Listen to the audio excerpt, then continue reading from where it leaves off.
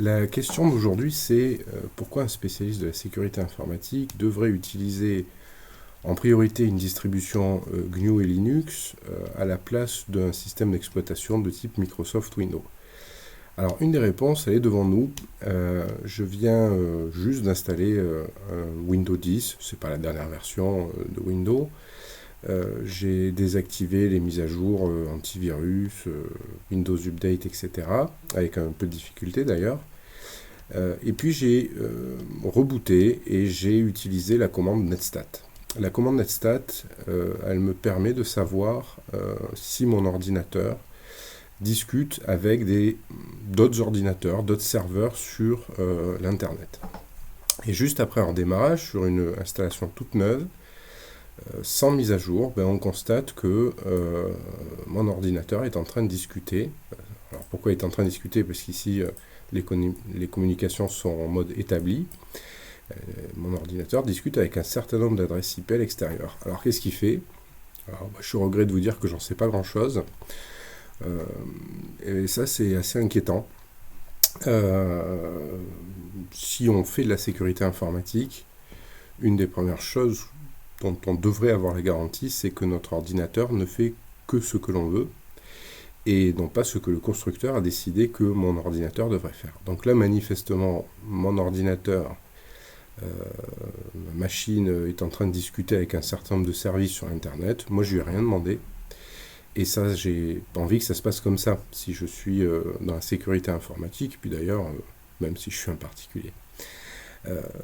Une deuxième raison pour laquelle il vaut mieux utiliser une distribution GNU et Linux, c'est que justement, on a le code source des applications, on a le code source du système d'exploitation. Alors, c'est pas donné à tout le monde de l'étudier, de comprendre comment il est fait, comment il est constitué. Mais si on a un doute, on peut consulter ce code source, on peut savoir comment le système d'exploitation est fait. On peut le modifier aussi si on en a envie, si on a les compétences. Mais du moins, si mon ordinateur GNU et Linux démarre et discute avec un service sur l'Internet sans que je lui ai rien demandé, je vais pouvoir trouver pourquoi. Je vais pouvoir aller chercher dans ces codes sources, je vais pouvoir trouver assez facilement quel est le programme qui est incriminé et regarder pourquoi ce programme discute avec d'autres serveurs sur Internet. Ce qui n'est pas possible avec Microsoft Windows, d'ailleurs avec macOS non plus, parce qu'on n'a pas le code source du système d'exploitation. Donc c'est une très très bonne raison d'utiliser GNU et Linux, c'est d'avoir la garantie qu'on puisse savoir comment c'est fait et puis qu'on puisse modifier ce qui ne nous plaît pas quand il y a des choses qui ne nous plaisent pas. Une troisième raison, qui est une raison plus technique, c'est que beaucoup d'outils dédiés à la cybersécurité ne fonctionnent que sous Microsoft, que sous Linux et pas sous Microsoft Windows.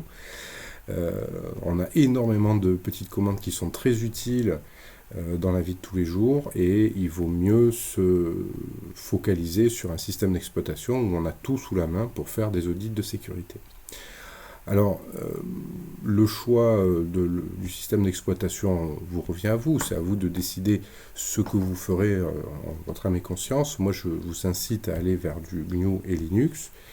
Il y a dans ce monde-là une très très grande variété de distributions GNU et Linux. Alors, chaque distribution a sa propre philosophie, correspond plus ou moins à un certain nombre de types d'utilisateurs. Dans la cybersécurité, les gens utilisent très souvent Kali Linux, quelquefois par AutoOS ou d'autres. C'est pas forcément nécessaire d'installer une distribution Kali Linux et de s'en servir comme ordinateur de la vie de tous les jours.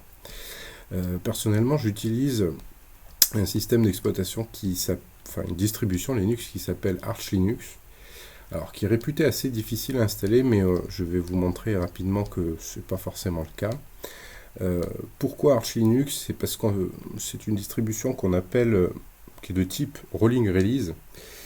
Alors qu'est-ce que c'est qu'une rolling release? C'est que ce type de distribution, elle est sans cesse en train d'évoluer, de se mettre à jour vers les dernières versions des programmes, ce qui n'est pas le cas pour des distributions plus stables comme Ubuntu ou bien Debian. mais ça nous garantit, nous, en faisant de la sécurité informatique, de pouvoir installer les dernières versions des programmes, les derniers patchs du kernel, les dernières versions du kernel, sans avoir à attendre de longues semaines ou parfois de longs mois, dans le cas de Debian par exemple, pour avoir les mises à jour.